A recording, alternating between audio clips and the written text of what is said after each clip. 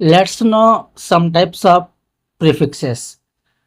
కొన్ని ప్రిఫిక్స్ని add చేసినందువల్ల meaning opposite అవుతుంది. చూడండి, ఏబి అనుకోండి, అబ్ నార్మల్. నార్మల్ అనే దానికి అబ్ నార్మల్ ఆపోజిట్.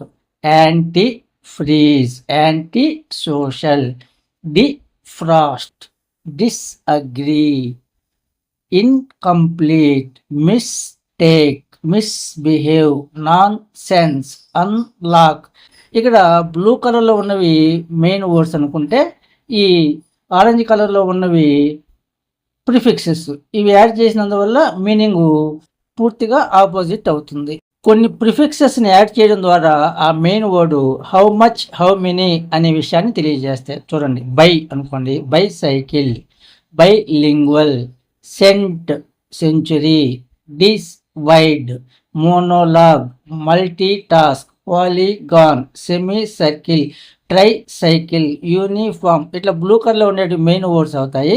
ఈ ఆరెంజ్ కలర్లో ఉన్న ప్రిఫిక్స్ యాడ్ చేయడం ద్వారా అవి ఎన్ని, ఎంత అనే విషయాన్ని తెలియజేస్తాయి. కొన్ని ప్రిఫిక్సెస్ని యాడ్ చేయడం ద్వారా ఆ మెయిన్ వర్డ్స్ ఎప్పుడు ఆ పని జరిగింది అన్నది తెలియజేస్తాయి. వెన్ సంథింగ్ హ్యాపెన్స్ అనేది తెలుసుకోవచ్చు. Anti date, forecast, mid day, post session, preview, rewrite. ఇట్లా ఆరెంజ్ కలర్లో ఉన్న ప్రిఫిక్స్ని యాడ్ చేయడం ద్వారా ఇక్కడ అవి ఎప్పుడు జరిగింది ఆ పని అన్నది తెలుస్తుంది అనమాట. వెన్ సంథింగ్ హ్యాపెన్స్ అనేది తెలుసుకోవచ్చు.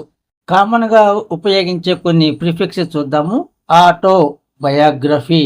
Benefit, biology. Cooperate, ecosystem. Exit, Geography.